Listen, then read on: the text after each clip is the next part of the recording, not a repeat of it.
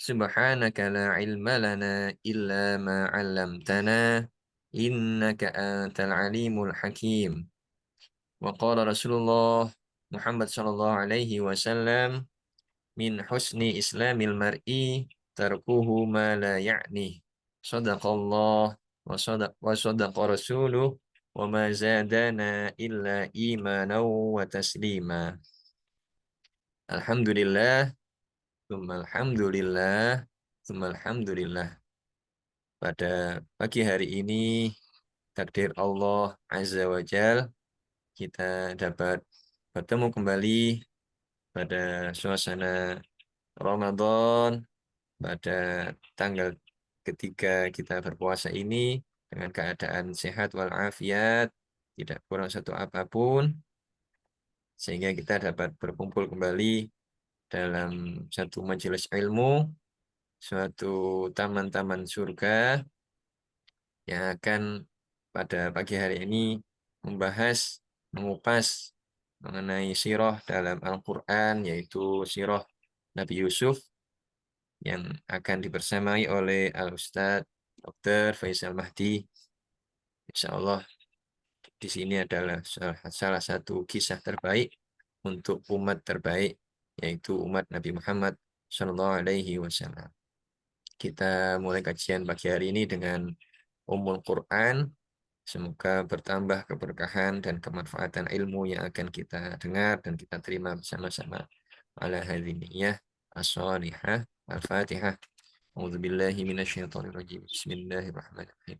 Alhamdulillahi rabbil alamin arrahmanir rahim maliki yaumiddin. Iyyaka na'budu wa iyyaka nasta'in. Ihdinas siratal mustaqim. Shiratal ladzina an'amta 'alaihim ghairil maghdubi 'alaihim waladdallin. Monggo untuk selanjutnya kami serahkan waktu dan kesempatan Zoom kepada Ustadz Dr. Faisal Mahdi. Tafadhol, Ustadz. Baik, jazakallahu khair Ustaz, Dokter Agung. Suara saya terdengar ya dengan jelas? Iya, terdengar. Alhamdulillah. Alhamdulillah. Jelas, betul. Bismillahirrahmanirrahim. Assalamualaikum warahmatullahi wabarakatuh. Assalamualaikum warahmatullahi wabarakatuh. Alhamdulillah. Alhamdulillahilladzi bi ni'matihi tatimmus shalihat. Alhamdulillahi hamdan katsiran thayyiban mubarakan fihi kama yuhibbu rabbuna wa yarda. Asyhadu an la ilaha illallah wahdahu la syarikalah wa asyhadu anna Muhammadan 'abduhu wa rasuluh. Allahumma shalli wa sallim wa barik ala nabiyyina Muhammadin sallallahu alaihi wasallam wa ala alihi wa ashabihi wa man tabi'ahum bi ihsanin ila yaumiddin. Qala Allahu ta'ala fi Qur'anil Karim, a'udzu billahi minasyaitonir rajim. Syahrul Ramadan alladzi unzila fil Qur'an hudal linnas wa bayyinatin minal huda wal furqan. Allahumma inna nas'aluka ilman nafi'an wa rizqan thayyiban wa amalan mutakabbalan. Allahumma inna nas'aluka fahman nabiyyin wa hifdzal mursalin wa ilhamal malaikatil muqarrabin. Subhanaka la ilma lana illa ma 'allamtana innaka antal alimul hakim. Amma ba'd. Baik, teman-teman yang dirahmati Allah Subhanahu wa taala, rekan sejawat rahimakumullah. Bersyukur atas karunia yang telah dilimpahkan kepada kita semua oleh Allah Subhanahu wa taala.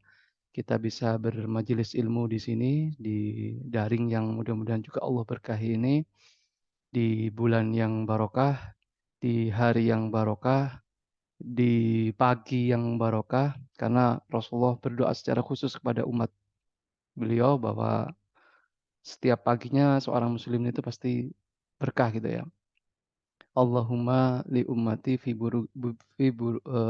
burukiha. Jadi keberkahan mudah-mudahan Allah berikan kepada kita semua, dan dengan begitu Allah juga menghadirkan kebaikan demi kebaikan untuk menghiasi kehidupan kita di dunia dan membuat lebih bahagia lagi kehidupan nanti kelak di akhirat.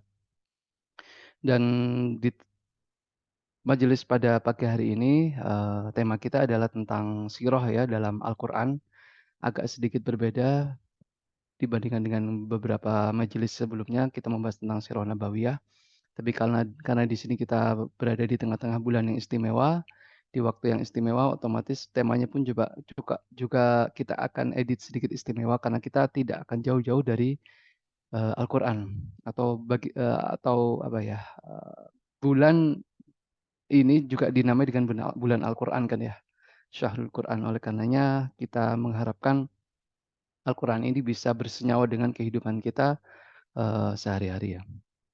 Teman-teman rahimakumullah, Al-Quran menuturkan tentang sejarah itu caranya berbeda ya, caranya dengan cara mukjizat dan pasti berbeda dengan bagaimana buku-buku literatur sejarah bertutur.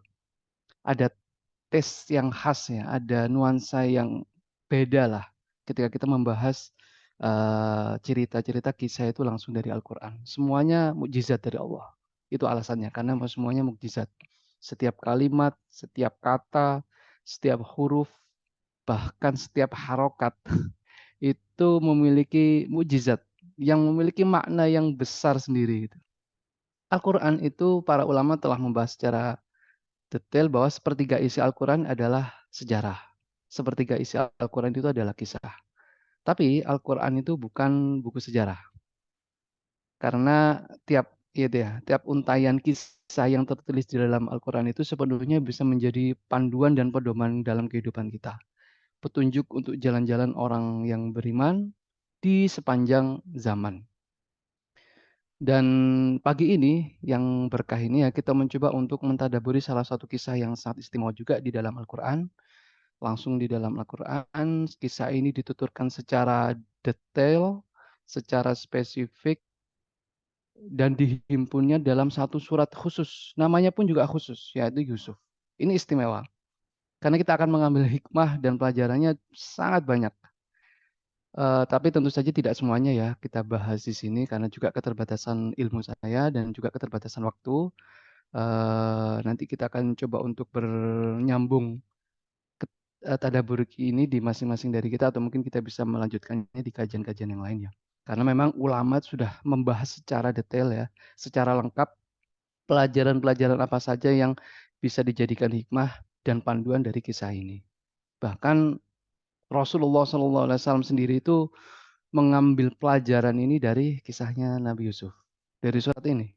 Berkali-kali dalam hidup Rasulullah, nggak hanya sekali ya, untuk mengambil keputusan, menyampaikan sesuatu, hingga bahkan menentukan kebijakan, itu referensinya dari surat Yusuf. Bahkan bunda kita ya, Bunda Aisyah radhiyallahu anha, saat terkena fitnah hadisul ifki ya, Bunda Aisyah tertuduh karena telah berbuat keji, mendapat tuduhan yang dusta dari masyarakat-masyarakat munafik dan itu menular ke seluruh masyarakat muslim. Di situ Aisyah mengalami kesedihan yang sangat luar biasa bunda kita itu.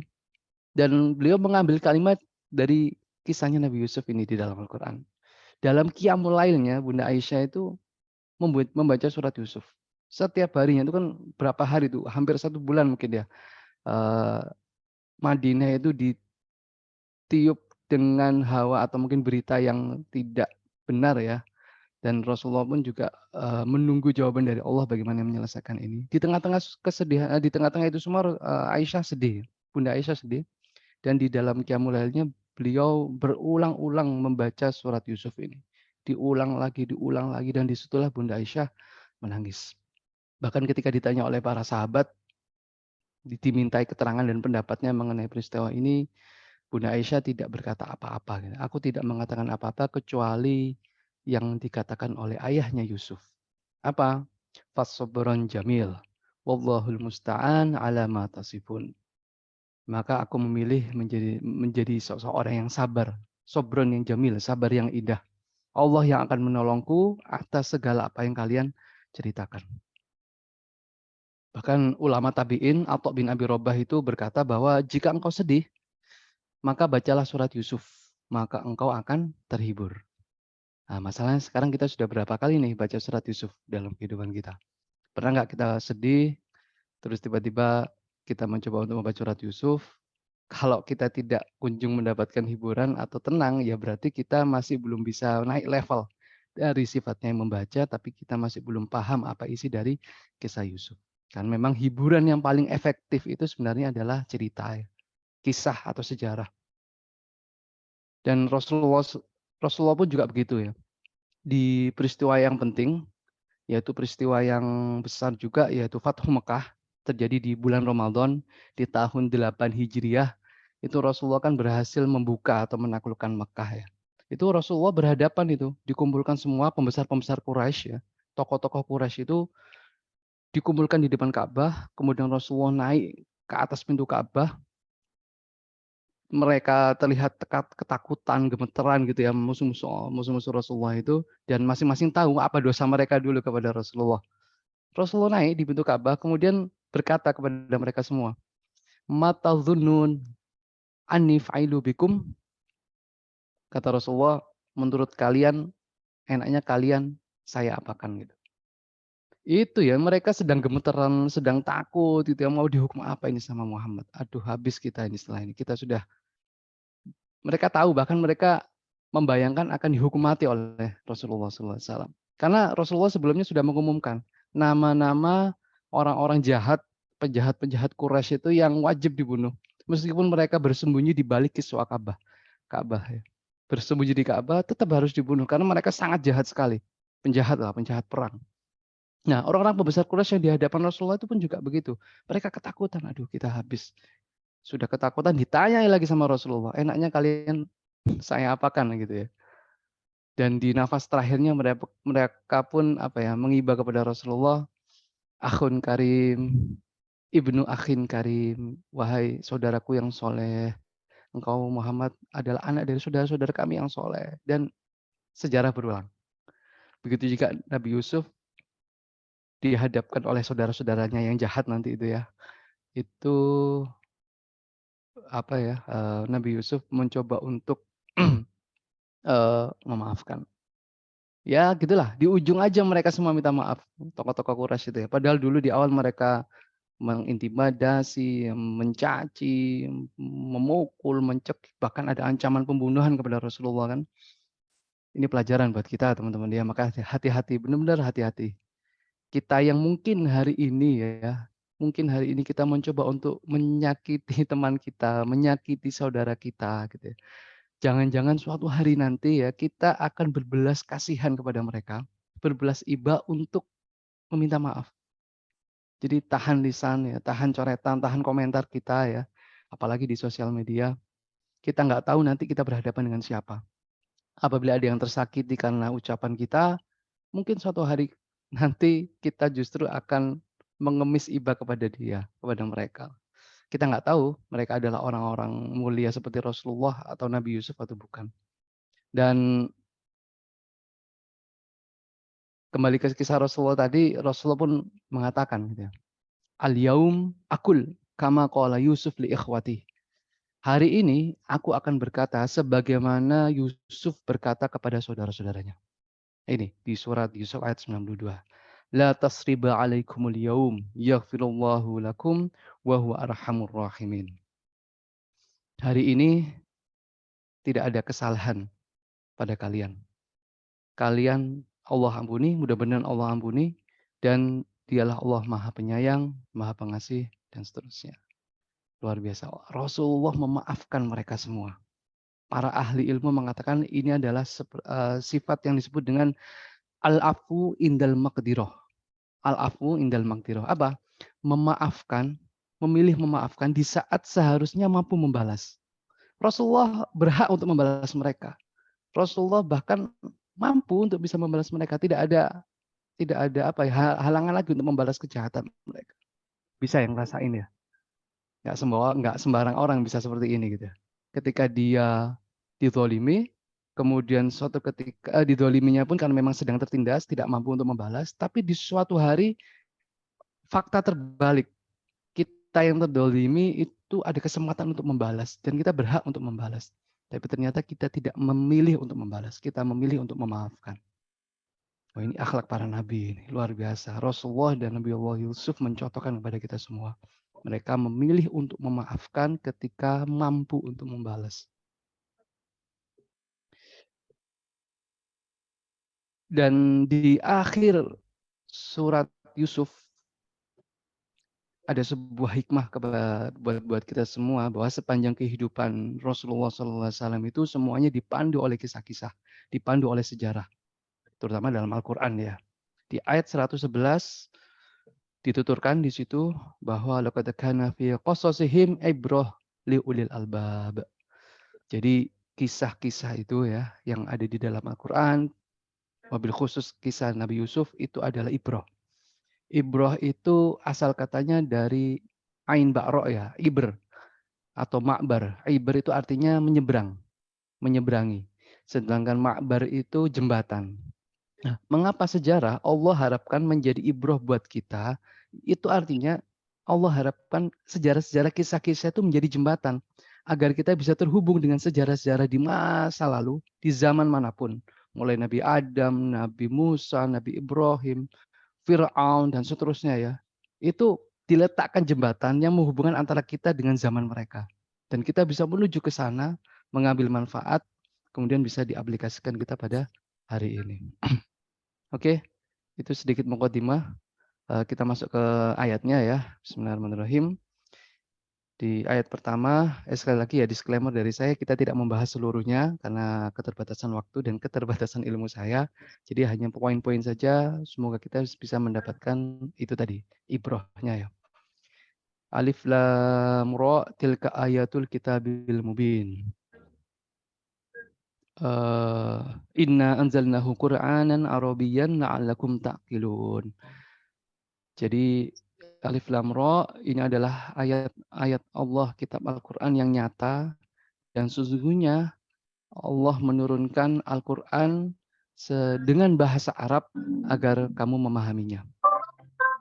Kata ulama tafsir ada kata ta'qilun di sini ya. Ta'qilun itu artinya berakal, dari kata akal. Ya, itu menandakan bahwa kalau kita mau memahami Al-Qur'an harus dengan akal, harus dengan ilmu. Itu artinya satu paket, pemahaman terhadap Al-Qur'an dan ilmu itu satu paket. Tanpa menggunakan akal, tanpa menggunakan ilmu kita nggak bisa menerjemahkan Al-Qur'an secara utuh, secara yang memang dikehendaki oleh Allah dan Rasul-Nya ya. Karena Quran itu bisa bekerja apabila seseorang itu punya ilmunya. Dan bersyukur kita di bulan Ramadan ini banyak sekali majelis-majelis ilmu, banyak sekali, luar biasa banyak, offline, online. Itu instrumen kita yang bisa kita manfaatkan untuk bisa mendapatkan ilmu, terutama untuk bisa memahami Al-Qur'an. Agar Al-Qur'an ini bisa menjadi hudan, sebagaimana yang Allah inginkan ya. Jadi Allah itu menginginkan Al-Qur'an itu dalam tanda kutip ya, tidak hanya sekedar dibaca saja. Hudal linnas wa bayyinatin minal huda. Bisa menjadi petunjuk dan kita mendapatkan penjelasan atas petunjuk itu dan bisa menjadi furqan. Itu yang diharapkan. Semoga kita bisa naik level ya, yang semula membaca tanpa memahami, ya kita naik level mencoba untuk memahaminya. Inna anzalnahu Qur'anan Arabiyyan la'allakum ta'qilun. Mengapa Quran diturunkan dengan bahasa Arab? Emang nggak bisa apa Quran itu dipahami dengan bahasa yang lain gitu ya? Dengan bahasa yang lain apa kita nggak bisa berilmu? Ya sebenarnya bisa, tetapi hanya bahasa Arab yang Allah pilih dijadikan menjadi bahasa di dalam Al-Qur'an. Penjelasannya itu dijelentrehkan oleh Imam Ibnu Katsir ya di dalam kitab tafsirnya. Itu sangat luar biasa, sudah sangat lengkap di sana. Saya sedikit ambil poin-poinnya. Yang pertama adalah bahasa Arab itu afshahul lughat, bahasa yang paling fasih, landasannya kokoh, pondasinya kuat, bahasa Arab. Dan paling luas, maknanya itu paling luas. Kalau ada yang bertanya, berapa jilid Kamus Bahasa Indonesia? KBBI itu berapa jilid? Nggak tahu, wallahu alam. Setahu saya cuma 1 jilid, tapi tebel ya, 1 jilid. Nggak tahu kalau dipisah jadi 2 atau 3 jilid ya, tapi setahu saya cuma ada 1 jilid, 1 buku KBBI itu ya. Dan tahu nggak teman-teman, Kamus Bahasa Arab itu berapa jilid? Berjilid-jilid, berjilid-jilid. Ada kitab yang namanya Lisanun Arab, itu tebel-tebel 10 jilid. 10 jilid, itu bahasa Arab semua isinya, bukan terjemahan. Tahdzibul Lughah itu 15 jilid. Itu kamus bahasa Arab. Kosakata bahasa Indonesia itu barusan saya searching itu tidak nyampe 100.000. 90 sampai 91.000. Kosakata bahasa Indonesia, maaf. Kosakata bahasa Indonesia itu sekitar 90 ribuan. Tahu nggak kosakata bahasa Arab? Ada 12 juta. Ya udah sampai sini aja sudah kita tahu alasan mengapa Allah memilih bahasa Arab menjadi bahasa Al-Qur'an. Karena bahasa yang paling bisa mengungkapkan makna. Jadi ada satu kata itu bisa diartikan bahasa Arab sampai puluhan. Misal singa atau unta itu bahasanya bahasa Arab banyak. Dan Allah memilih satu bahasa itu, satu pilihan kata itu diletakkan di dalam Al-Quran itu memiliki makna mukjizat. Bukan mengapa kok bukan kata-kata yang lain. Padahal artinya sama. Jadi bahasa yang paling bisa mengungkapkan makna dalam jiwa. Dan kata Ibnu Katsir luar biasa, mengungkapkan rasa keistimewaan ya, mengungkapkan rasanya ya. Keistimewaan Al-Quran itu bagaimana? Falihada unzil asyraful kutub bi asyrafil lugot ala asyrafir rusul bi safara asyrafil malaikah wa kana dzalika fi asyraf biqa'il ard wa fi asyraf syururi syanah fakamulalahu syaraf min kulli wujuh. Maka Al-Quran ini diturunkan dengan cara yang mulia. Diturunkan dengan menggunakan bahasa yang paling mulia, diberikan kepada Rasul yang paling mulia, Muhammad SAW, diturunkan sebagai perantara adalah malaikat yang paling mulia, Jibril alaihissalam. Kemudian diturunkan di dua tempat istimewa yang paling mulia, yaitu Mekah dan Madinah. Diturunkan di bulan yang paling mulia, Ramadan. Maka sempurnalah Al-Quran ini dari semua sisi. Dan itu kita berada di tengah-tengahnya hari ini. Kita berada di Ramadan, kita berada di untayan-untayan Al-Quran yang hari-harinya kita baca.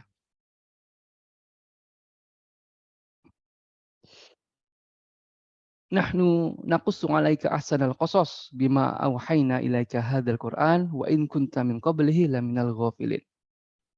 Kami menceritakan kepadamu kisah yang paling baik, ahsanul qasas.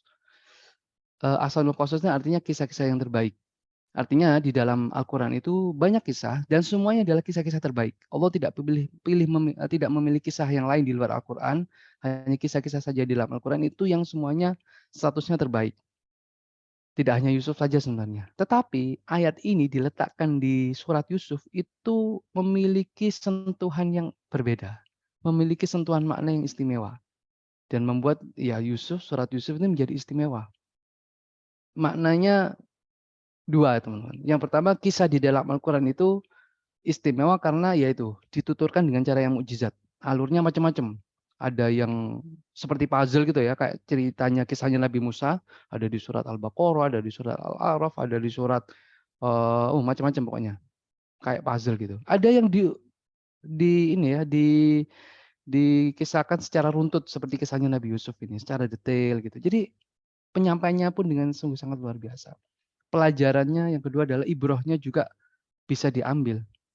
Ada kisah orang yang paling baik di muka bumi, ada orang yang paling jahat juga ada di Al-Quran. Semuanya bisa kenapa kok wanita di dalam Al-Quran disebutkan hanya satu namanya ya, kisahnya banyak, tapi kalau namanya hanya satu, Maryam, itu maknanya luar biasa. Nah,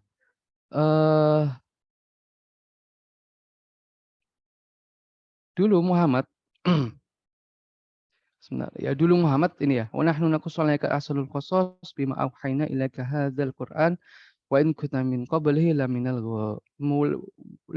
ghafilin. Dulu termasuk kalian adalah orang-orang yang belum mengetahui. Jadi teman-teman yang dirahmati Allah, sebenarnya kisah Yusuf ini itu adalah kisah yang tidak begitu familiar di telinga bangsa Arab, termasuk Rasulullah. Rasulullah nggak tahu sebenarnya kisah Yusuf ini seperti apa.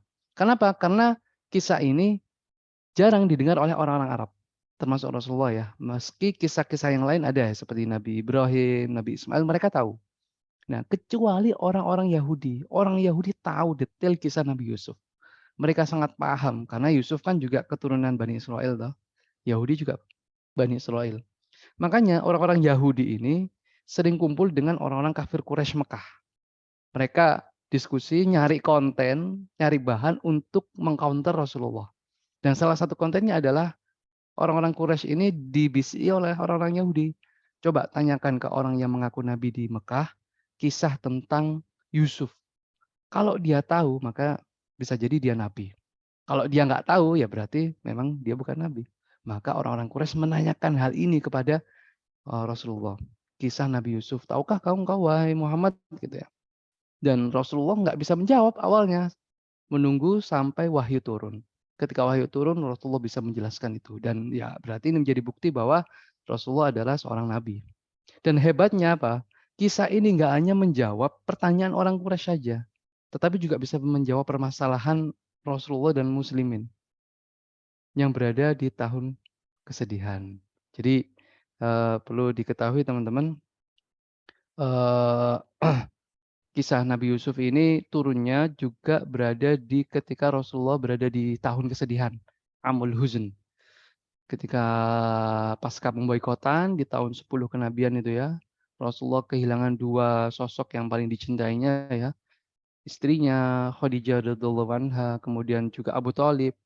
Kemudian Rasulullah juga berdakwah di Thaif, menawarkan Islam ini di kota Thaif, tapi di sana dilempari. Itu tahun-tahun kesedihan Rasulullah.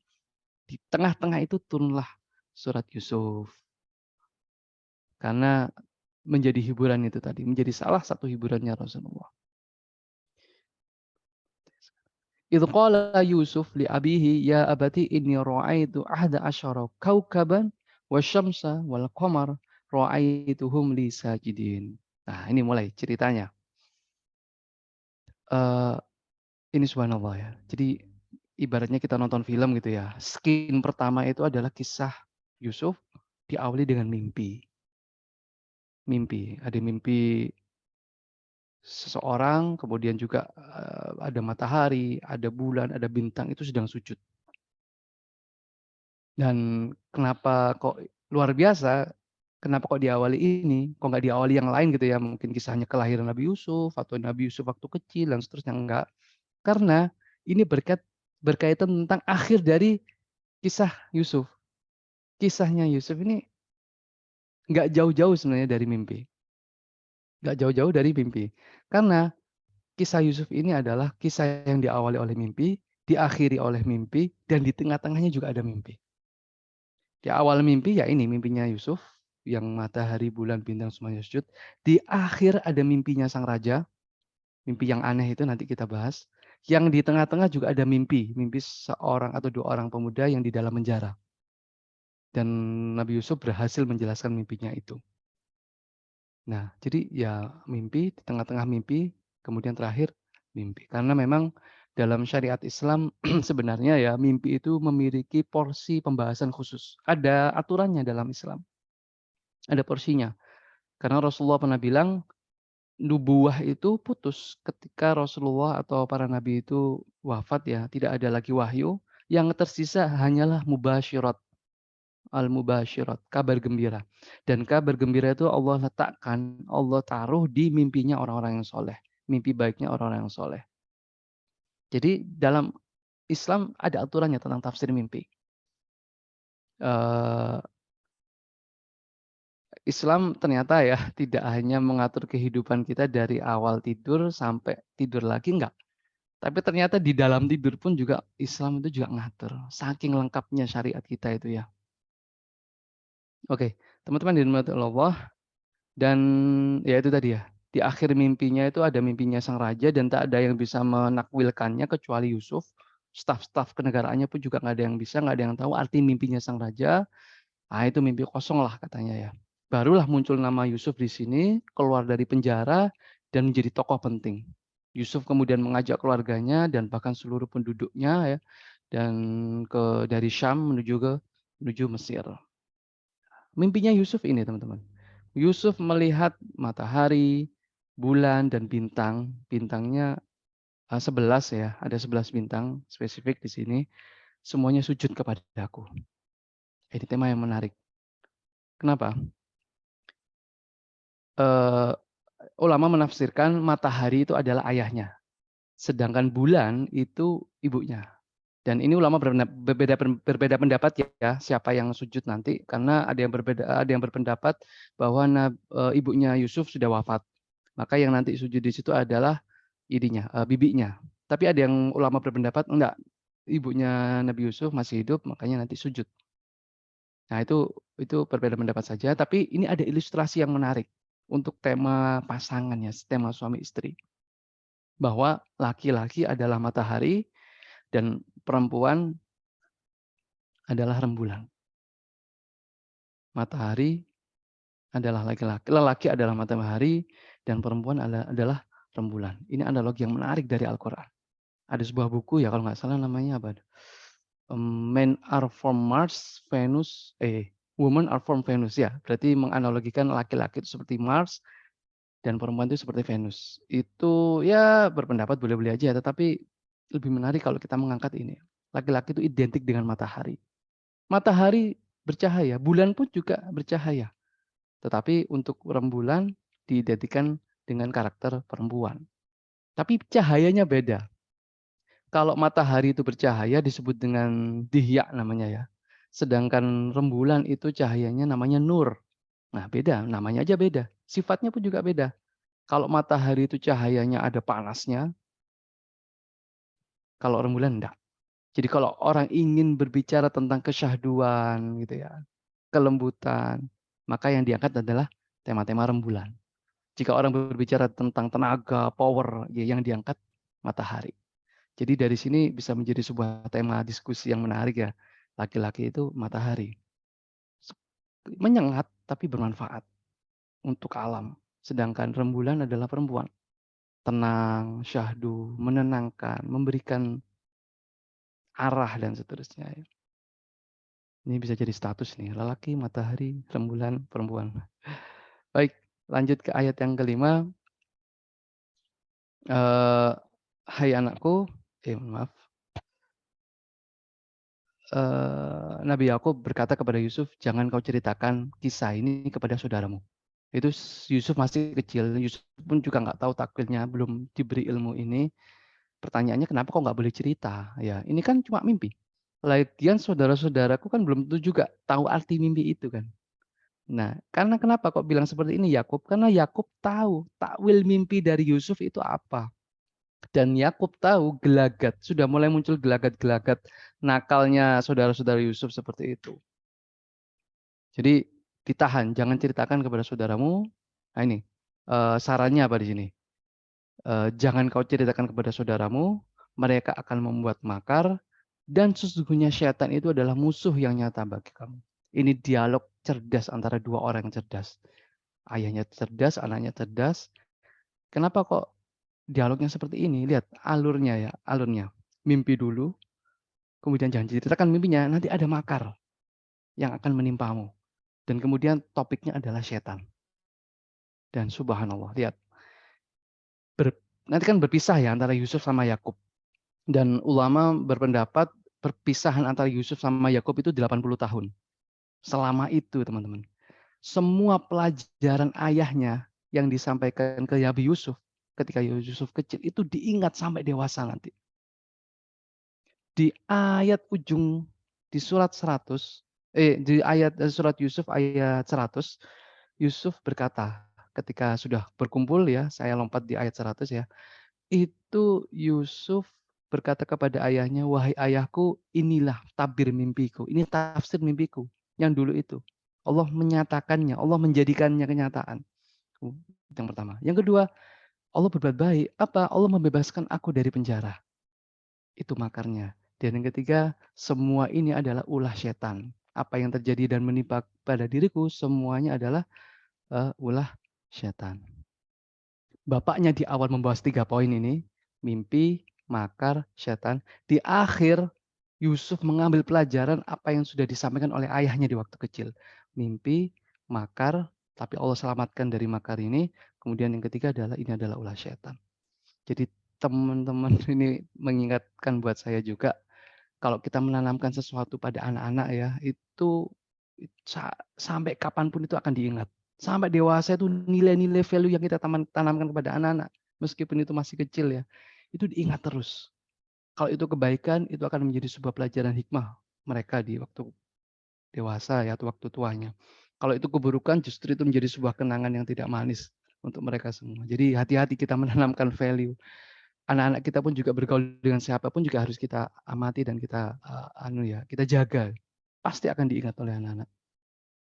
Oke, di ayat yang ke-8 "Idh qalu la Yusuf wa akhuhu ahabbu ila abina minna wa nahnu usbah inna abana lafi dhalalin mubin." Ini pernyataan dari saudara-saudara Yusuf yang 11 orang itu ya. Mohon maaf, 10 yang membuat makar 10. Karena satu ini Bunyamin itu saudaranya Yusuf.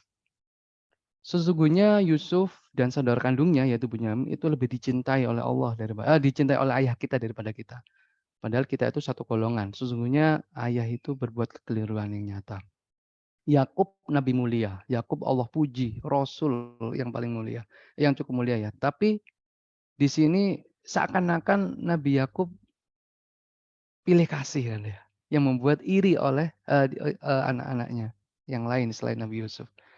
Kan nggak mungkin ya seorang nabi, seorang rasul itu berlaku tidak adil kepada anak-anaknya, nggak mungkin kan. Masa Nabi Yakub pilih kasih sih gitu. Tetapi di sini, di ayat ini memberikan sebuah keterangan ya Nabi Yakub pilih kasih. Tapi ternyata ada jawabannya di sini teman-teman. Saya mendapat kajian ini dari Ustadz Salim Afila kalau tidak salah, bahwa Nabi Yakub itu istrinya 4 dan salah satu istrinya ini melahirkan ya Yusuf dan Bunyamin. Dan istrinya yang melahirkan atau ibunya Yusuf dan Bunyamin ini tadi kan sudah saya singgung, ada yang berpendapat sudah wafat, sudah meninggal ketika 2 anak ini masih kecil. Otomatis untuk mengisi kekosongan ditinggal bundanya itu ya tentu saja Nabi Yakub memberikan porsi yang lebih kan. Karena mereka sudah nggak ada bundanya lagi, dan itu disalahpahami oleh saudara-saudara yang lain. Ini salah paham ternyata, anak-anak yang lain itu salah paham, sampai bilang, "Ya ayah ini nggak adil, cintanya nggak adil, jauh perhatian kepada Yusuf sama Bunyamin." Sebenarnya nggak adil, ya memang porsi kasih sayangnya secara nggak langsung dilebihkan ya kepada Yusuf dan, adiknya karena itu tadi, sudah kehilangan ibundanya sejak kecil. Tetapi juga melampiaskan kasih sayang yang juga nggak sedikit kepada anak-anak yang lain gitu ya. Ini pelajaran berharga buat kita yang sudah menjadi orang tua ya. Harus berbuat adil pada anak-anak itu harus, wajib. Meskipun perasaan ya, secara perasaan itu kita kadang-kadang cenderung kepada satu atau 2 anak kita, tapi ke anak yang lain agak gimana gitu ya, agak gemes gemes gitu ya, karena tingkah lakunya dan seterusnya, sehingga kasih sayang kita terkadang berbeda. Tapi teman-teman, untuk ekspresi kepada anak-anak itu harus benar-benar terlihat sama, terlihat adil. Ini ini luar biasa. Rasulullah pernah diajak oleh salah satu sahabatnya untuk mendoakan karena sahabat ini mau ngasih hibah kepada salah satu anaknya. Nah, kemudian Rasulullah berkata, "Emangnya anak yang lain dapat?" Kemudian sahabat itu bilang, "Enggak ya Rasulullah, aku hanya memberi satu anak ini. Enggak, aku enggak mau mendoakan." Rasul enggak mau mendoakan. Dan apa kata Rasulullah? "I'dilu baina auladikum fil nuhul kama tuhibbuna ayya'dilu bainakum fil bir wal lutfi." Bersikap adillah kepada seluruh anak-anak kalian dalam urusan pemberian. Ini yang kelihatan ya, hibah kan kelihatan, nyata. Itu harus adil. Sebagaimana kalian menginginkan kan, kalau waktu mereka nanti dewasa, kalian kan juga menginginkan mereka akan berbakti dengan bakti yang sama kepada kalian. Jadi nggak boleh ya, kita benar-benar terlihat timpang kepada satu anak, tapi tidak ke anak yang lain. Meskipun kasih sayang ya tidak akan bisa sama gitu, bisa saja terjadi. Itu pelajaran yang mahal buat kita. Kenapa kok dan nanti akan timbul hasad di sini mereka semua. Baru saja salah persepsi aja, efeknya sudah sangat buruk sekali teman-teman. Seorang anak yang hasad itu kepada saudaranya, lihat, sangat berbahaya ya, sampai ke percobaan pembunuhan coba. Uqtulu ala Yusuf. Wah, ini nggak main-main, penyakit hasad ini nggak main-main. Padahal satu saudara, satu ayah, mereka sudah merencanakan makar berupa untuk yang bunuh aja Yusuf. Kebayang nggak? Gara-gara iri, gara-gara hasad. Makanya hati-hati ini. Jangan sampai ada kita pelihara sifat ini ya, sifat iri, dengki, hasad ini pada diri kita ya. Bahkan hasad itu kan bisa membakar amal kita sebagaimana api membakar kayu gitu. Bisa habis amal kita karena hasad. Ibnu Qayyim pernah berkata, dosa yang pertama kali dilakukan di muka bumi ini adalah dosa hasad. Kisahnya anaknya Nabi Adam tahu ya, yang satunya korbannya diterima, yang satunya nggak diterima, yang nggak diterima hasad kemudian membunuh yang lain, itu kan hasad.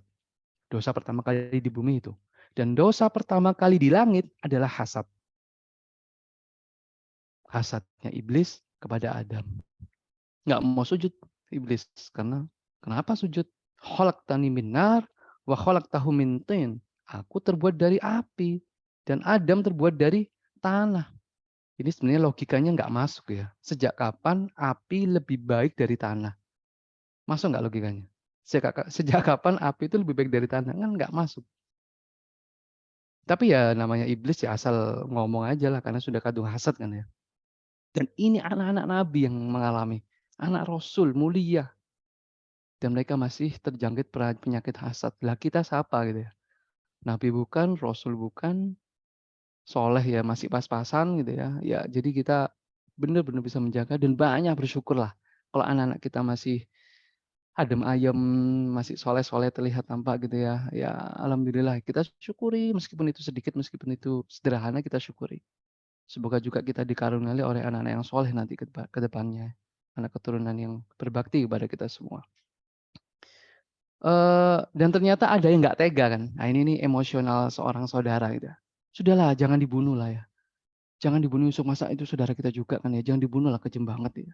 Dimasukkan aja ke sumur. Dimasukkan aja. Yang penting jauh dari pandangan ayah kita. Dan mereka sepakat. Alhamdulillah nggak jadi dibunuh gitu, nggak jadi mati. Ini loh. Kalau kita itu sudah ditakdirkan Allah tertentu ya, kita itu tidak akan meninggal sebelum takdir itu menimpa kita, terjadi pada kita. Ini keyakinan orang beriman ya. Yusuf kan rencananya dibunuh, ya enggak? Tapi ternyata enggak jadi. Hanya dimasukkan ke dalam sumur. Karena apa tadi? Ya itu tadi, Yusuf masih punya sejarah besar nanti ke depannya. Di peristiwa ini ya, penyemplungan ke sumur ini sampai Yusuf meninggal itu ada range waktu sekitar 100 tahun. Yang itu masih bisa diisi oleh Yusuf.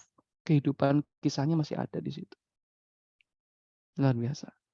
Dan ini pula yang membuat Yakub yakin ya bahwa Yusuf itu nanti nggak meninggal, nggak masih hidup karena ya Yakub tahu tafsir mimpi yang di awal tadi.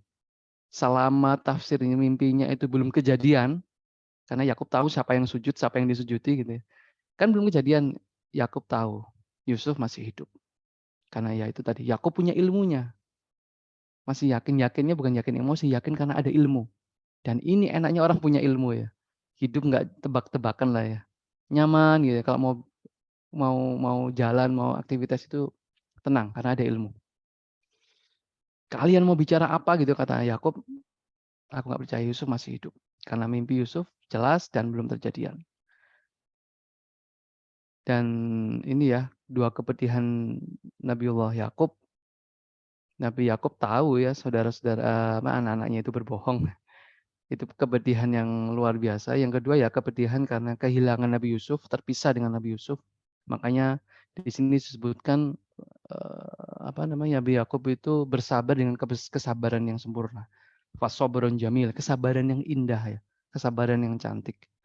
Dan hanya Allah lah yang menjadi tempat untuk memohon pertolongan atas segala apa yang diucapkan mereka. Saya lanjut kisahnya ke ayat 21 ya. Di mana di situ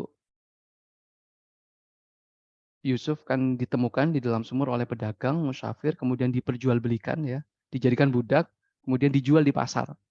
Dijual di pasar di Mesir, nyampe ke Mesir. Dan di situ ditemui oleh seorang pembesar, pejabat Mesir dan istrinya dan membeli. Dan dijual ke situ, ya. Dan katanya pembesar Mesir ini adalah wa qala alladzi ishtarahu min Misri li amri anihi akrimi maswahu asa ayyan fa'ana aw nattakhidahu walada.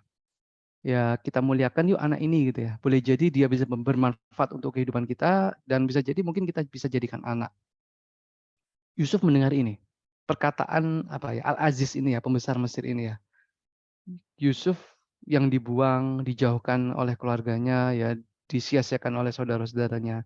Ternyata ada yang ingin berbuat baik kepada Yusuf Al-Aziz ini tadi ya. Ingin memuliakan Nabi Yusuf dan bahkan menjadikan anak. Nanti juga hidupnya dalam istana kan ya. Ini akhlak mulia para rasul ya. Kenapa? Kebaikan itu harus dibalas dengan kebaikan.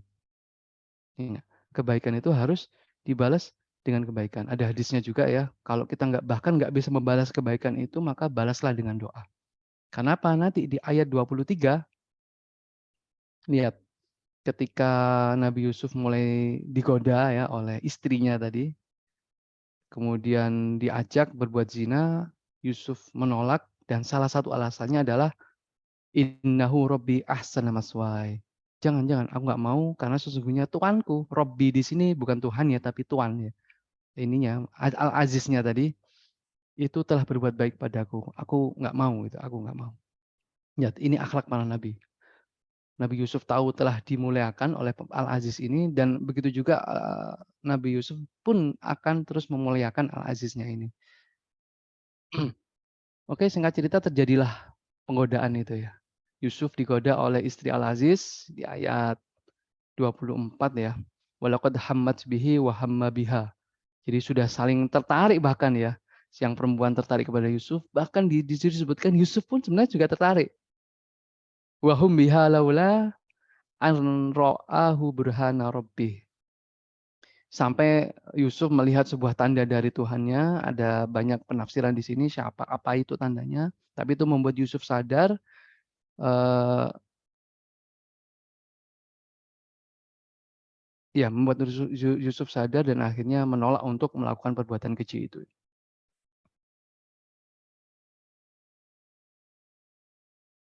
Dan perbuatan yang dilakukan oleh perempuan ini dikategorikan sebagai sebuah tipu daya yang besar ya. Inna kaidakunna azim.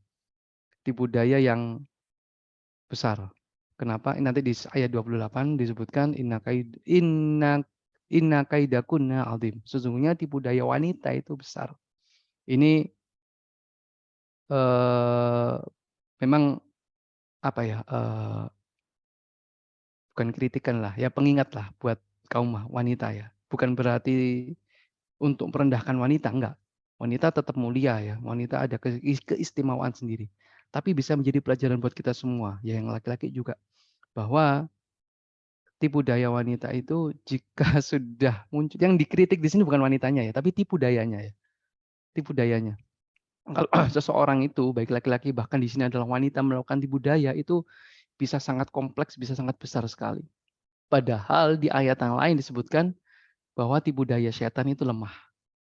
Jadi hati-hati ini ya, kalau melakukan makar, tipu daya, nah ini salah satunya ini. Salah satunya ini tipu dayanya disebutkan di sini namanya Zulaikha ya. Istrinya Al-Aziz ini ya. Ketika sudah mau berbuat keji itu ya, berbuat zina itu kan nggak mau Yusuf, lari. Yusuf lari, ditarik gitu bajunya yang belakang sobek. Itu kan sebelumnya sudah ditutup semua pintu-pintunya. Di istana itu semua sudah ditutup, semuanya safe lah gitu ya, security-nya sangat tinggi sekali. Tetapi ada satu pintu masih terbuka, ternyata dari pintu itu masuk suami dari istri, Al-Aziznya itu tadi. Teman-teman bisa membayangkan ya, ini nih bagaimana terjadinya godaan ini. Yusuf diajak, sudah ditutup semua, kemudian ketahuan oleh suaminya. Seharusnya ekspresinya adalah kaget kan ya, marah, suaminya nih ya, marah, kaget, bahkan bisa langsung menghukum, kayak gitulah intinya. Eh, ternyata kemudian perempuannya pun juga kayak gitu, kagetnya nggak ketulungan, waduh ketahuan gimana, langsung pasti akan berekspresi panik dan sebagainya. Tapi di ayat ini ditunjukkan bahwa sang perempuan itu nggak panik sama sekali. Dia langsung berkata, apakah pembalasan terhadap orang yang bermaksud berbuat zalim itu harus dipenjara atau diazab yang pedih gitu ya. Langsung bisa memutarbalikkan fakta secara cepat yang sebelumnya dia menyerang Nabi Yusuf, tapi dia bisa memutarbalikkan itu bahwa dia yang sedang diserang Nabi Yusuf. Itu kan kalau spontan kan nggak mungkin ya. Bisa langsung berpikir cepat, aduh ini gimana ketahuan dan sebagainya, enggak kan. Bisa aja dia lari, menangis atau gimana. Tapi ini karena sudah disiapkan sejak awal, kalau ketahuan aku akan berkata seperti ini. Betul, ketika sudah beneran ketahuan di sini, dia langsung berkata, "Ini ulahnya Yusuf, aku mau diperkosa." Lihat, kita hukum apa ini Yusuf? Di penjara apa di sini ya, disebutkan, di penjara atau diazab, disiksa gitu ya. Luar biasa, ini makar ini, makarnya seorang perempuan, nggak main-main. Yusuf pun akhirnya menyangkalkan ya, "Enggak, aku tidak melakukan perbuatan ini, dia yang menggoda aku." Nah, yang jadi masalah adalah, ketika sudah diketahui yang salah adalah wanita, ini kan yang nanti ketahuan kan yang wanita yang salah, karena ada saksi juga di situ yang memberikan keterangan, dilihat aja bajunya, kalau bajunya yang robek depan, oh berarti wanitanya yang benar, yang Yusuf yang dusta, yang perempuannya yang benar. Tapi kalau robeknya di belakang, yang dusta justru wanita, yang Yusuf benar. Dan ternyata di kesaksiannya mengatakan yang robek yang belakang, ya udah berarti yang jelas yang salah adalah wanitanya. Nah, menariknya di sini adalah ketika tahu bahwa istrinya sudah jelas-jelas salah, apa yang dilakukan oleh Al-Aziz ini, suaminya ini. Dia berkata, "A'rid an hada wastaghfiri li dzambik innaki kunti minal khotiin." Udah, kita selesaikan di sini. Anggap aja nggak ada. Kamu istriku udah mohon ampun, kamu telah terbukti bersalah. Lihat, tidak ada hukuman, tidak ada marah, ekspresi marah pun tidak ada gitu ya. Kenapa kok bisa seperti ini? Padahal sudah jelas-jelas ketahuan gitu ya, istrinya benar-benar bersalah, serong, mau berbuat senonoh kepada orang lain. Gitu. Kenapa suaminya nggak marah? Ini dijelaskan di kitab Ibnu Katsir, ada dua kemungkinan. Yang pertama, karena mungkin suaminya ini terlalu lembut orangnya. Nah, kemungkinan kedua adalah karena si istri itu tahu aib suaminya juga. Jadi ya udahlah, kita impas, kamu punya aib, aku punya aib, akhirnya kita nggak usah memperpanjang masalah ini. Lihat, hati-hati nih teman-teman. Masya Allah. Jadi eh, makar yang pertama di sini. Makar yang kedua adalah ketika meskipun sudah ditutup berita ini ya, akhirnya pun tersebar juga ke seluruh kota. Tersebar ke seluruh kota, Niswatul Madinah ya, perempuan-perempuan kota ini pada berkumpul, pada ngegosip gitu ya. Sudah tersebar ke seluruh penjuru kota bahwa seorang pejabat, istri pejabat itu berbuat tidak pantas, itu pun kepada budaknya gitu ya. Nah, ini menarik juga, ada ibrah di sini. Kenapa? Kenapa yang dibahas oleh wanita-wanita di kota Madinah ini, di kota ini ya, bukan kota Madinah ya, itu bukan rencana berbuat dan zinanya. Tetapi yang dibahas adalah yang dikritik, yang di kontennya yang diangkat di sini, pembicaraan gosipnya itu adalah wanita, perempuan pejabat ini tertarik kepada budaknya. Kok enggak, bukan membahas, ih kok berbuat zina sih, enggak, tapi berbuat, loh kok zinanya ke budak sih gitu ya. Kenapa itu? Karena ini ulama juga membahas di kitab tafsirnya. Karena ini masyarakat kafir yang menganggap zina itu biasa. Tapi masalahnya lah kok sama budaknya sih berbuat zina, kok nggak sama yang lain aja? Nggak berkelas lagi gitu ya. Allah ya karim. Ini masyarakat-masyarakat sakit juga ternyata. Nah, tahu ada perbicaraan seperti ini, keluarlah makar lagi dari seorang perempuan pejabat, ini ya istri Al-Aziz tadi itu. Diundanglah mereka ke dalam istana. Jiwanya makar lagi. Diundang mereka, dijamu ya, dikasih buah, diberikan tempat duduk, diberikan pisau satu persatu gitu ya. Terus kemudian sudah dijamu enak, biasa lagi ngiris-ngiris gitu ya, langsung, perempuan ini memerintahkan Yusuf untuk keluar ya. "Ukhruj 'alaihin wa qalatil ukhruj 'alaihin." Yusuf keluar. Keluarlah Yusuf. Itu seketika semuanya diam gitu ya, semuanya bengong. Falamma ra'ainahu akbarnahu wa qatta'na aydahunna. Mereka sambil ngiris-ngiris jarinya itu ya. Wa qulna, dan mereka berkata, "Hasya lillah ma hadza bashar in hadza illa malakun karim. Waduh, ini mah bukan manusia, ini malaikat ini gitu. Tuh kan, bener, tidak sesederhana yang kalian bayangkan gitu katanya wanitanya itu ya. Kamu ngelihat sekali aja, ini ada di kitab tafsir ya. Ngelihat sekali aja Yusuf ini sudah motong tangannya. Lah aku setiap hari bersama dia. Apa nggak tergoda fisik dan hatiku itu? Luar biasa. Ini makar lagi di sini. Dan diancam lagi kan, singkat cerita diancam lagi Yusuf untuk melakukan perbuatan itu lagi. Kalau nggak mau apa namanya akan dipenjara, akan dipenjara. Di ayat 32 ini ya. Itulah orang yang kau celah, yang kamu celah aku karena ketertarikanku kepadanya. Dan sesungguhnya aku telah menggoda dia untuk mendudukkan dirinya kepadaku. Ya benar, aku telah menggoda dia, tapi dia telah menolak. Sesungguhnya kalau ini aku goda lagi, tapi dia tidak menaati apa yang aku perintahkan padanya, niscaya dia akan dipenjara. Aku akan penjara dia. Dan dia akan termasuk orang-orang golongan yang hina. Nah, Yusuf dengar perkataan ini dan kemudian menjawab, qala rabbi sijidni habu ilayya mimma yad'unani ilaih. Wahai Tuhanku, penjara lebih aku sukai daripada memenuhi ajakan mereka. Luar biasa ini.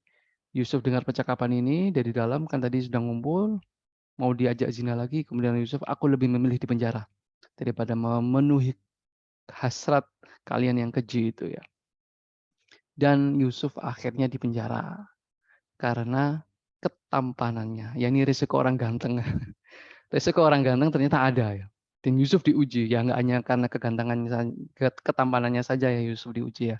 Karena ya kekokohan imannya juga ya karena membuat Yusuf diuji.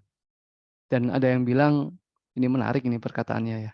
Yusuf itu masuk penjara karena ketampanan wajahnya, tapi Yusuf keluar dari penjara karena ketampanan hatinya. Wah, luar biasa. Jadi, ya itu tadi, ganteng itu juga ujian gitu. Ganteng itu juga ujian. Enggak sepenuhnya orang ganteng itu nikmat, enggak ya. Ada ujiannya sendiri. Dan beruntung kita semuanya dianugerahi oleh Allah Subhanahu wa taala wajah yang pas-pasan ya, sehingga kita tidak mendapatkan ujian sebesar Nabi Yusuf. Ya semoga kita termasuk Allah ya, dijaga oleh Allah Subhanahu wa taala lah. Dan bisa melaksanakan atau bisa menghadapi ujian-ujian yang kita kita alami di dunia ini. Dan pilihannya kan 2 ya teman-teman. Yang pertama adalah zina atau yang kedua dipenjara. Nah, ulama membahas seharusnya Yusuf ini memilih pilihan yang ketiga. Apa? Ya tidak keduanya. Tidak memilih dipenjara, juga tidak berbuat zina. Tetapi di sini Allah gerakkan lisannya Yusuf untuk memilih yang kedua, untuk dipenjara. Kenapa? Karena yaitu tadi dengan dipenjara Yusuf bisa menuju ke kebesarannya nanti melalui penjara.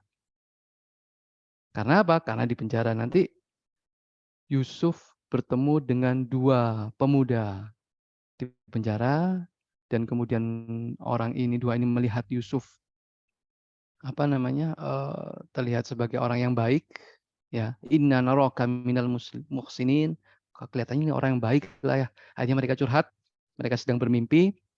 Mimpinya juga agak aneh ya, ada yang memeras anggur, kemudian ada yang mau naruh bahan makanan di atas kepala dan dipatok oleh burung, dan minta tolong ditakwilkan mimpinya apa. Dan ternyata satu di antara 2 orang ini itu ingin berbuat jahat. Karena sebelumnya ini 2 orang ini berprofesi sebagai pelayannya raja. Pelayannya raja. Tapi salah satu dari 2 ini ingin berniat jahat meracuni raja. Karena ketahuan, ya dua-duanya dijebloskan ke penjara dulu sambil membuktikan siapa yang benar. Nah, ketika mereka bermimpi disampaikan kepada Yusuf, Yusuf berkata, salah seorang di antara kalian akan menyodorkan atau menghidangkan khomer ke raja. Itu artinya dia selamat dan salah satu di antara kalian akan disalib, mati, kemudian sebagian kepalanya akan dimakan oleh burung. Nah, kemudian singkat cerita yang nggak keluar, mohon maaf, yang nggak mati, yang nggak dihukum, akhirnya keluar penjara. Sebelum keluar, Yusuf nitip. Nitipnya apa? Tolong ceritakan apa yang engkau alami di penjara ini ketika engkau berhadapan dengan raja. Ya agar ini nggak tahu ya, ini mungkin bagian dari perencanaan Yusuf agar bisa bebas dari penjara ya. Nah, ternyata benar Allah takdirkan raja pun bermimpi. Mimpinya lebih aneh lagi, sesungguhnya aku bermimpi ya, melihat 7 ekor sapi betina yang gemuk dimakan 7 ekor sapi betina yang kurus. Dan ada 7 bulir gandum yang hijau dan ada 7 bulir lainnya yang kering. Kemudian nanya ini ke para staf kenegaraannya ini, ke orang-orang ahli ilmu di sekeliling raja, nggak ada yang tahu. Tapi pelayannya akhirnya juga terdengar dan menceritakan, "Aku tahu wahai raja siapa yang bisa menafsirkan mimpimu, karena aku juga pernah ditafsirkan mimpinya oleh orang ini." Siapa? Dialah Yusuf dan dia sedang ada di penjara. Kemudian Yusuf menjelaskan, nah akan ada 7 tahun paceklik. Maka dari itu selama 7 tahun bercocok tanam harus menyisihkan 50% dari, produksinya untuk di-keep ketika nanti di 7 tahun selanjutnya bisa digunakan untuk ketahanan pangan pada saat itu. Wah, raja senang. Wah, luar biasa akhirnya tahu mimpinya. Di sekitar orang-orang rajanya ya, orang ahli ilmu di sekitar rajanya itu pejabat-pejabat yang lain nggak ada yang tahu. Oh, ternyata yang tahu adalah Yusuf ini. Akhirnya dibebaskanlah dari penjara, dipertemukan dengan raja. Nah, ini menariknya. Sebelum Yusuf di penjara, keluar dari penjara, Yusuf berkata, "Aku nggak mau," kan itu perintahnya dari raja ya, "Itu nibih." Jadi, "Pertemukan aku dengan Yusuf." Yusuf nggak mau bilang kepada ini ya, pengawalnya itu, aku nggak mau keluar dulu sebelum kita semua bertanya kepada wanita-wanita yang memotong jarinya." Itu waktu sebelum Yusuf di penjara, kan ada kisahnya tadi kan ya, agar raja tahu bahwa aku itu termasuk golongan orang-orang yang tidak berkhianat. Nah, di sini Yusuf mencoba untuk meningkatkan kredibilitasnya lagi di hadapan sang raja. Kemudian dihadirkan lagilah orang-orang wanita-wanita itu termasuk istrinya pembesar Al-Aziz tadi, diberikan kesaksian dan mereka semua mengakui, ya Yusuf benar, Yusuf termasuk orang yang baik, kita semua yang salah. Diakuilah. Kemudian raja semakin terkesima sama Yusuf, akhirnya nggak hanya sekedar dibebaskan saja, tetapi Yusuf diberikan jabatan menjadi seorang menteri yang mengatur kebijakan-kebijakan ekonomi itu ya, kebijakan pangan yang itu sesuai dengan tafsirnya, Yusuf sebelumnya dan dipuji-puji. Nah, singkat cerita, dengan kebesaran-kebesaran yang ada itu Yusuf memanggil semua saudara-saudaranya. Ini kan nanti ada kisahnya ya, saya skip, ketemu dengan saudaranya, kemudian ketemu dengan Bunyamin juga adiknya, dan mengakui di situ bahwa aku ini Yusuf. Mereka kaget semua, akhirnya singkat cerita ya langsung ya ajak ayah sama seluruh penduduk Syam, kan Nabi Yakub di Palestina ya, diajak ke Mesir semuanya. Dan perpisahan selama 80 tahun ini pun berakhir. Ya, kerinduan Yusuf terobati ketika Yakub datang dan hadir yang sebelumnya itu juga dititipkan bajunya Nabi Yusuf. Kemudian Nabi Yakub yakin bahwa ya Yusuf masih hidup, kemudian mereka pergilah ke kota Mesir. Nah, tatkala mereka masuk ke tempat Yusuf, Yusuf merangkul ibunya, merangkul bapaknya juga, dan dia berkata, "Masuklah kamu ke negeri Mesir. Udkhulu Misra, insyaallahu aminin." Insya Allah di sini aman. Di sini aman. Ketika rombongan disebutkan juga bahwa ketika rombongannya datang itu Yusuf yang seorang pejabat, seorang menteri pada saat itu ya, itu langsung menjemput ayahnya di depan gerbang Mesir. Ini adab seorang anak ya, adab seorang anak. Bahkan raja juga direwayatkan mentitahkan seluruh menteri-menteri yang ada di negeri Mesir untuk menemani Yusuf menyambut tamu agungnya, yaitu ayahnya dan keluarganya itu. Luar biasa. Dan masuklah mereka ke istana, didudukkan ke singgasana, dan mereka semua sujud. Sujud. Dan sujud pada saat itu masih disyariatkan kan ya. Kalau sekarang sudah nggak boleh, sujud hanya kepada Allah, tapi pada saat itu masih boleh sujud kepada manusia sebagai bentuk penghormatan. Dan sujudlah mereka semua, dan Yusuf berkata, "Hadza ta'wilu ru'ya min qablu qad ja'alha rabbi haqqan." Yah, ini ngomong kepada ayahnya, "Ini loh tafsir mimpi yang dulu aku ceritakan." Ini luar biasa ya, akhlak para nabi. Apa yang menyebabkan Yusuf itu menjadi besar ini, Yusuf berkata, "Ini tafsir mimpinya ini loh." Mereka semua sujud dan kemudian, "Sesungguhnya Allah Tuhan telah berbuat baik kepadaku ketika sudah membebaskan aku dari penjara, ketika membawa kalian semua dari Badui ya, dari Syam menuju ke Mesir, dan ini semua adalah ulah setan yang merusak hubungan aku dengan saudara-saudaraku." Ini luar biasa ya, akhlak para nabi, lagi-lagi akhlak para nabi, bahwa Nabi Yusuf benar-benar sudah bisa memaafkan semuanya, tawaduknya, rendah hatinya, itu semua bisa teraplikasikan di sini, dan semua rentetan masalah Yusuf, kan masalah semua itu kan ya, mulai dari dimusuhi saudaranya, dimasukkan ke sumur, dijadikan budak, difitnah, dijadikan apa, korban makar, dipenjara dan seterusnya ya. Itu kan semuanya episode nggak enak. Tetapi di benak Yusuf yang jadi masalah cuma satu, apa? Di penjara. Padahal sebelumnya kan ada kejahatan saudara-saudaranya, tapi di situ tidak Yusuf sebutkan. Benar-benar Yusuf sudah maafkan soalnya. Yusuf sudah memaafkannya semuanya. Jadi yang disebutkan yaitu tadi, ini adalah aku mendapatkan makar dan makarku itu adalah masuk penjara. Dan Allah telah berbuat baik karena telah mengeluarkan aku dari penjara, dan semuanya ini lihat, yang disalahkan bukan saudaranya, tapi yang disalahkan adalah syaitan. Kakak-kakaknya nggak salah. Inilah apa ya, kebahagiaan atau apa ya, memotret kesedihan kehidupan itu seperti itu. Bisa memaafkan apa yang terjadi di masa lalu itu sebenarnya nggak mudah kan ya, nggak mudah, butuh skill khusus, tetapi Yusuf bisa. Memang harus ada yang disalahkan lah, kalau itu fitrahnya manusia menyalahkan ya, mencari kambing hitam. Ya kalau mau mencari kambing hitam, ya jadikan setan aja kambing hitam. Saudara-saudara yang lain, asalkan masih bisa berpeluang untuk bisa menjadi baik, ya udah dimaafkan. Dan akhir dari itu semua, dengan bertubi-tubi kenikmatan yang ada, Yusuf kemudian berdoa, "Robbi qad ataitani minal mulki wa 'allamtani min ta'wilil ahadits. Fatiros samawati wal ard, anta waliyyi fid dunya wal akhirah." Wahai Tuhanku, Engkau telah menganugerahkan kepadaku kerajaan ini, sebagian kerajaan, dan telah mengajarkan kepadaku tafsir mimpi. Ya Tuhanku, pencipta langit dan bumi, Engkaulah pelindungku di dunia, pelindungku di akhirat. Wafatkanlah aku, ini doanya Yusuf, lihat. Tawaffani musliman wa alhiqni bisolihin. Wafatkanlah aku ke dalam golongan-golongan orang Islam, dalam keadaan selamat, dan kumpulkanlah aku bersama dengan orang-orang yang soleh. Ya, seharusnya wafat adalah puncak kenikmatan kita sebagai seorang beriman, dan bertemu dengan orang-orang soleh di sana. Dan ini menjadi sebuah asas tujuan kehidupan kita ya, diciptakan bahwa kita harus bisa berbahagia di dunia dengan kenikmatan yang ada. Yusuf luar biasa, lebih banyak nggak enaknya daripada enaknya kan ya. Tetapi Yusuf hanya memilih memotret yang enak-enak aja, yang bisa disyukuri aja, yang diingat-ingat Yusuf. Yang nggak enak udah lupakan, maafkan. Lupakan, maafkan. Itu kunci kebahagiaan di dunia gitu.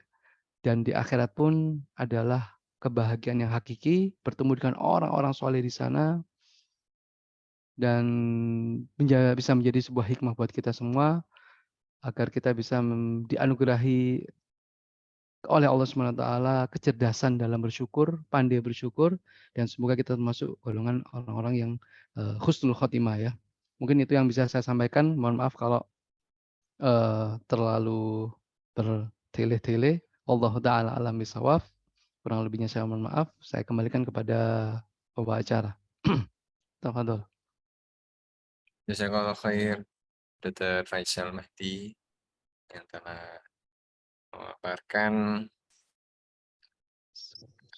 sirah Yusuf dan beberapa poin penting yang dapat menjadi ibroh, dapat menjadi uh, pegangan bagi umat Islam yang saat ini menjadi umat terbaik, umat Nabi Muhammad SAW. Bagi hadirin yang ingin bertanya, berdiskusi, dipersilahkan bisa melalui chat atau mic. Monggo, Dokter Eko. Oke, Assalamualaikum warahmatullahi wabarakatuh. Sana. Waalaikumsalam warahmatullahi taala. Ya, subhanallah, masya Allah, Ustaz, ini kisah yang luar biasa. Tapi kalau menurut saya, ini kisah bukan hanya untuk menghibur, sekedar menghibur perasaan sedih ya. Tapi ada ibroh lain yang mungkin suatu saat perlu dijelaskan juga, Ustaz. Ibroh kisah ini terhadap bagaimana kita membangun dakwah itu. Dari kisah Betul. ini, ibroh yang mana yang bisa kita pergunakan sebagai metode atau strategi dalam memenangkan dakwah? Mungkin kalau ada waktu satu saat mungkin Ustaz bisa menambahkan ini. Saya kawan Ustaz. Ya. Assalamualaikum warahmatullahi wabarakatuh. Waalaikumsalam warahmatullahi taala.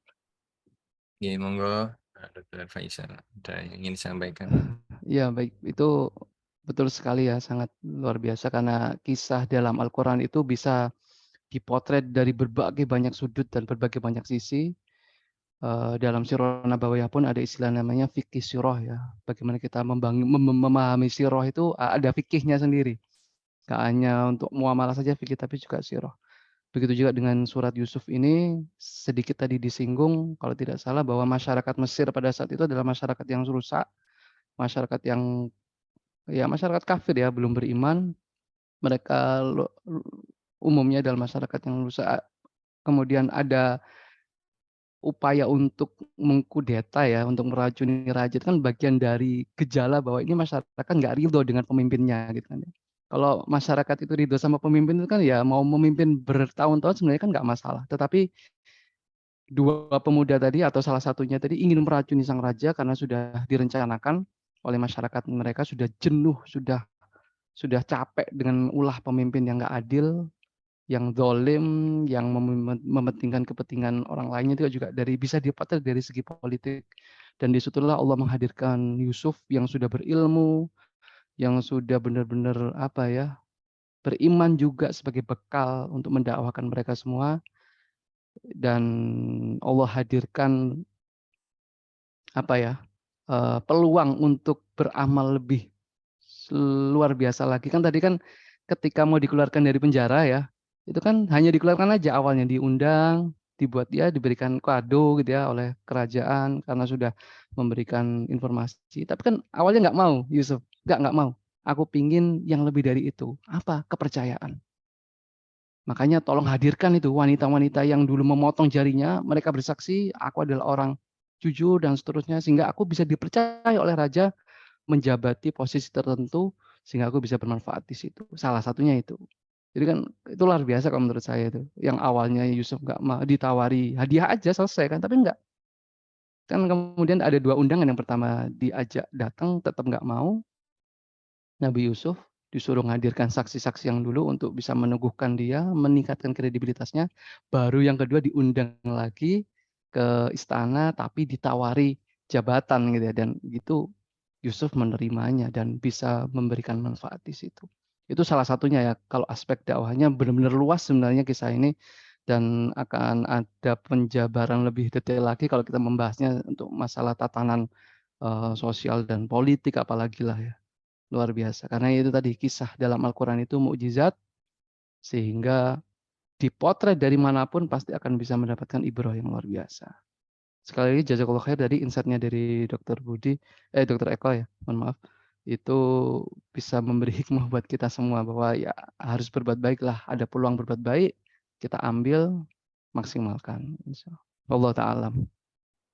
Matur nuwun sangat, Dokter Faisal dan Dokter Eko. Mungkin ada satu lagi terakhir sebelum kajian kita akhiri. Ini belum ada ya, alhamdulillah. Semoga kita menjadi orang-orang yang mencintai Al-Quran, Hmm. mencintai untuk mempelajari Al-Quran, mengambil ibrah dari Al-Quran, dan mengamalkan apa yang kita baca dan pelajari dari Al-Quran. Mohon untuk dapat dibantu memimpin doa Ustaz Dr. Faisal Mahdi untuk sekaligus menutup acara pagi hari ini. Baik, teman-teman yang dirahmati Allah Subhanahu wa taala, rekan sejawat sekalian, kita awali dengan istighfar bersama-sama. Astagfirullahaladzim, astagfirullahaladzim, astagfirullahaladzim. A'udzubillahi samil alim minasyaitonir rajim. Hamdan yu'afi ni'amahu yukafi'u mazidah. Ya Rabbana lakal hamdu kama yanbaghi li jalali wajhika wa 'azimi sultanik. Subhanaka la ilma lana illa ma 'allamtana innaka antal alimul hakim. Rabbana anfa'na bima 'allamtana wa 'allimna alladhi la yanfa'una wa rabbi zidna ilman ya alim. Allahumma inna nas'aluka salamatan fid din wa 'afiyatan fil jasad wa ziyadatan fil ilmi wa barakatan fil rizqi wa taubatan qabla al maut wa rahmatan indal maut. Allahumma hawwin 'alaina fi sakaratil maut wa najatan minan nar wal alfa indal hisab. Allahumma arinal haqqa haqqan warzuqna ittiba'ah wa arinal batila batilan warzuqna ijtinabah. Allahumma atina nufusana taqwaha wa zakkiha anta khairu man zakkaha anta waliyuha wa maulaha. Rabbana hab lana min azwajina wa dhurriyyatina qurrata a'yun waj'alna lil muttaqina imama. Rabbi auzi'ni an ashkura ni'mataka allati an'amta alayya wa ala walidayya wa an a'malan shalihan tardahu wa aslih li fi dhurriyyati inni tubtu ilaika wa inni minal muslimin. Rabbana atina min ladunka rahmah wa hayyi' lana min amrina rasyada. Rabbana atina fid dunya hasanah wa fil akhirati hasanah wa qina adzabannar. Subhana rabbika rabbil izzati amma yasifun. Wassalamun alal mursalin walhamdulillahi rabbil alamin. Jazakallah khair kepada Ustadz Dr. Faisal Wa Mahdi iyyakum. Wa sudah iyyakum. menyempatkan di sela-sela kesibukan kegiatan. Ini beliau insya Allah setelah ada kegiatan yang lain, masih sangat menyempatkan kegiatan pada pagi hari ini. Insya Allah akan kita lanjutkan pada Sabtu pekan depan pagi, insya Allah. Moga-moga Allah memberikan umur, memberikan sehat, memberikan kesempatan untuk kita semua, wabil khusus pada Dr. Faisal Mahdi dan keluarga. Dan insya Allah besok kita akan kajian kitab hadis bersama Dr. Zainud Zuhdi LCMHI hari Ahad pagi selama Ramadan. Terima kasih. Kita akhiri dengan bacaan hamdalah, alhamdulillahirabbil alamin dan doa kafar majelis. Bismillahirrahmanirrahim. Subhanakallahumma wa bihamdika asyhadu an la ilaha illa anta astaghfiruka wa atubu ilaik. Terima kasih dan mohon maaf. Ihdinas siratal mustaqim. Wassalamualaikum warahmatullahi wabarakatuh.